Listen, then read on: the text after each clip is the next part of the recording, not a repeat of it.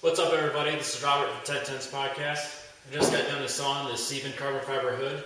I realized that we've been trying to do more YouTube content, and I haven't had a chance to walk you around the 240 and show you everything that I've done to it in the last few months. If you're familiar with the show, you know that this car has been House of Color Platinum for about 10 years.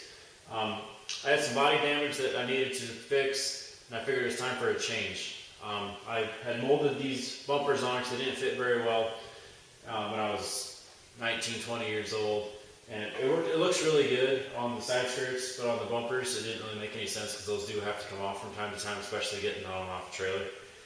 So I had my friend Josh come down and cut that bumper off, cleaned up the bodywork on that, fixed all the damage that I had, started wrapping the vehicle with the Chinese vinyl that I purchased for about $350, so I had the whole car wrapped for about $350. I thought I was going to run out, so I ordered a second batch because I wanted to have as few seams as possible.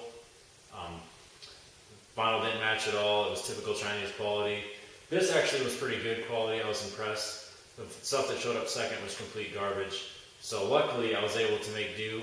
There's some seams and some spots I didn't want to have them.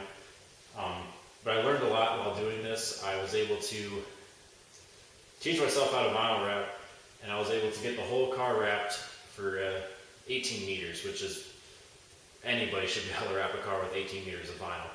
But I was able to get it done. Stuff that I learned real quick was that if you get tack reducer in your body lines, you'll just have bubbles all the way down. So that's a good way to learn the hard way, that you have to rip off the whole thing and start over, clean it off really good, get all the tack reducer out of those crevices, and then start over. But I'm very happy with how this turned out. As you can see that I have this over fender that I bought, a universal over fender. It's just basically fiberglass. It was made for an S13, supposedly. I cut it down to fit the car, sanded it so that it fit over the wheels real nice. Really happy with how this turned out all the way around the car. We'll keep moving on. We'll go over a few more updates that I've done. I'm rocking the RPF ones. I ran these a few times last year, but never did anything major to them. These are 9.5-inch wide wheels, which is a dramatic improvement from the 7-inch wheels that I had before. Right now I'm sitting on Hoosiers. Moving forward I won't do that, I just put it together right now to mock it up to see how it looks. Looks really good with the fender flares. Everything fits real nice. I have a nice gap, but still hugs it real well. I also built this splitter. This is a universal splitter I bought on eBay years ago. It's made out of fiberglass. It's been sitting in my garage for about 3 or 4 years, and I just never could find a way on the bumper that I thought looked good.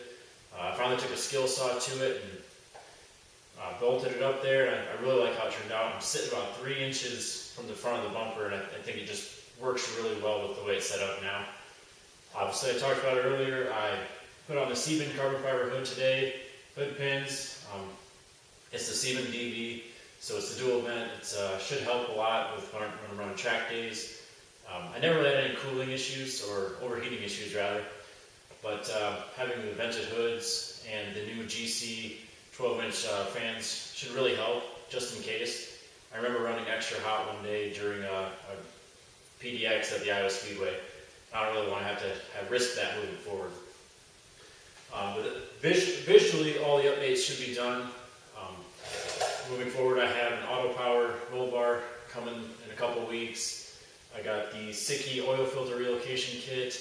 I got rotors and pads in the rear, and then just a few things like the harnesses as well. Just everything else will be just maintenance things. I want to fix that headlight bracket that's obviously at a weird angle, as you can see in the video. And then I also can't seem to have any good luck with my power steering pumps, because this one's leaking even when it's not running, and it's only got about 2 hours of actual drive time on it. So I have to figure out what's actually going on there or replace it. Other than that, I should be basically ready to go. I'm on schedule to be up and running for sure by the time the snow clears. But look forward to doing more videos like this. If you like this, definitely let me know. If you didn't like it, let me know what you would like to see. I want to know what you would like me to talk about. If I'm doing something like car and you want me to be more in depth on it, I'd like to do that. I talked about doing one with the vinyl when I was doing the whole wrap.